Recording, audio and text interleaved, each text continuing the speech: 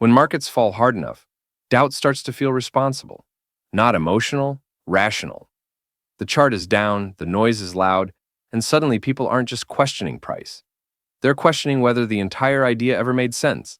There's a moment in every major drawdown where the real question surfaces. Not how low does it go, but was I wrong about what this even is? That's the moment I want to talk about today. Because in this video, I'm not predicting price. I'm laying out the checklist I use to decide whether moments like this actually break the thesis or just shake emotions. That distinction matters more than most people realize. I've been in this space long enough to watch multiple cycles play out. Each time, the same pattern repeats. When markets are calm, people talk about innovation and adoption. When markets crash, everything gets reduced to a verdict on intelligence, timing, or belief. The disconnect is this.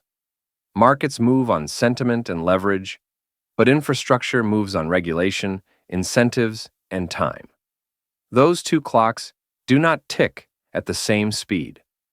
And when you confuse them, panic feels like insight.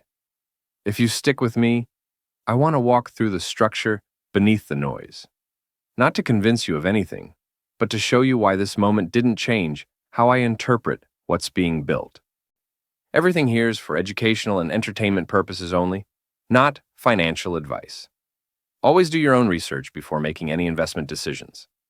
If clear, no hype crypto education helps you make sense of all this. Hit like and subscribe.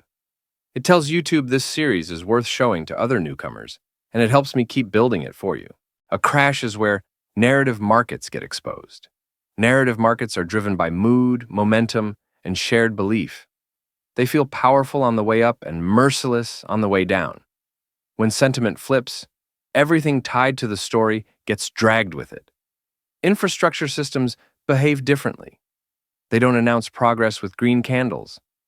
They show it through licensing approvals, legal clarity, custody integrations, treasury workflows, and boring documentation that never trends on social media. This is why crashes feel confusing. The narrative is screaming collapse, while the infrastructure quietly keeps moving forward.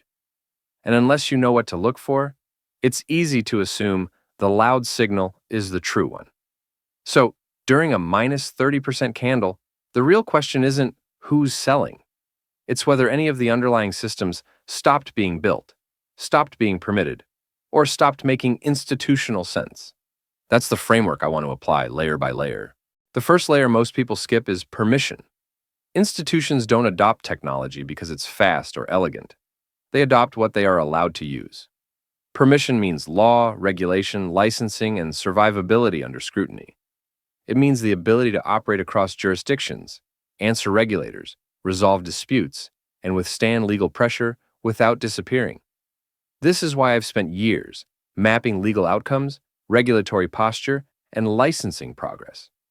Not because it's exciting, but because it's the gate. Without permission, everything else is hypothetical. If a project can't survive lawsuits, compliance demands, and slow-moving policy environments, it never reaches meaningful scale. Time becomes the filter, and surviving that filter tells you something important. This is also where impatience becomes dangerous. Building inside regulated finance is slow by design. Speed without permission doesn't win this race. Endurance does. Once permission exists, the next question is operational reality. How does real money actually move? Institutions start with custody. That means multi-signature controls, policy enforcement, auditability, segregation of assets, and workflows that satisfy internal risk teams. Without custody, nothing else matters. Then comes liquidity. Not retail liquidity, but professional liquidity. The ability to source, route, finance, and settle size without destabilizing the system. This is where prime-style services, credit relationships, and market structure become essential. And then there's treasury. Treasury is where idealism ends. Corporate treasury teams care about timing, counterparty exposure, reconciliation, and reporting. If a system integrates into treasury workflows, it stops being theoretical. So when I evaluate progress, I don't ask whether something is popular. I ask whether it plugs into custody, liquidity, and treasury in ways institutions already recognize. That's the difference between speculation and infrastructure. Settlement is the layer where theory meets practice. Institutions move stable value. They move dollars, not volatility. That's why stablecoins are not a side story. They are the connective tissue between traditional finance and on-chain settlement. A regulated stable dollar allows institutions to move value on-chain without introducing accounting chaos. This is where Ripple's regulated stablecoin fits into the picture.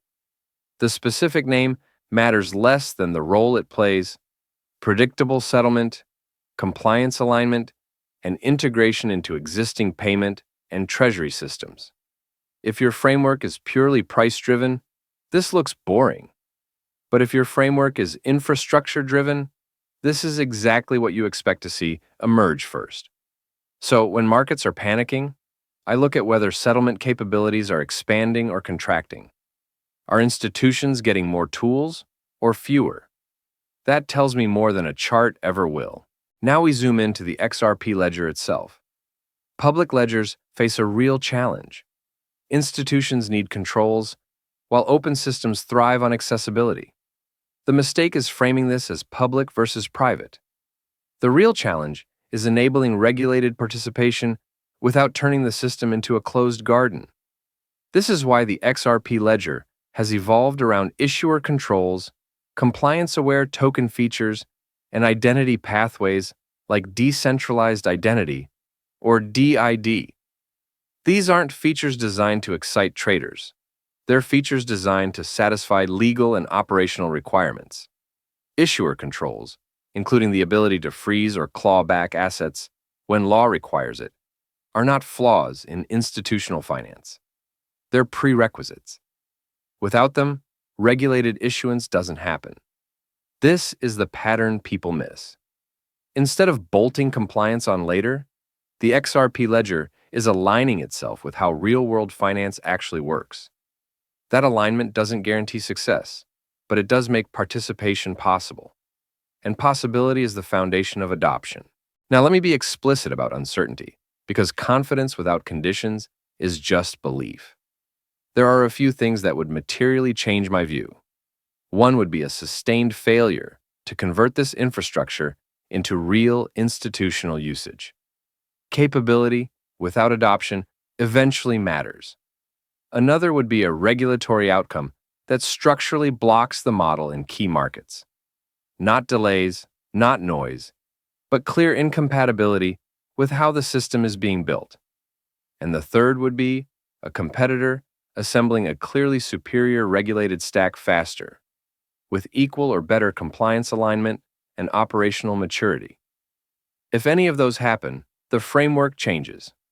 I'm not loyal to a narrative. I'm loyal to what works. But when I apply that checklist today, I don't see a system unraveling. I see a system still being assembled, even while the market is emotional. So if you're questioning crypto right now, that doesn't make you weak. It makes you attentive. Volatility compresses time horizons and makes emotion feel like insight. The framework I come back to in every crash is simple: permission, institutional stack, settlement layer, ledger design. If those are still moving in the right direction, panic doesn't get to decide the conclusion for me. You can use the same checklist for any system. Is adoption stalling?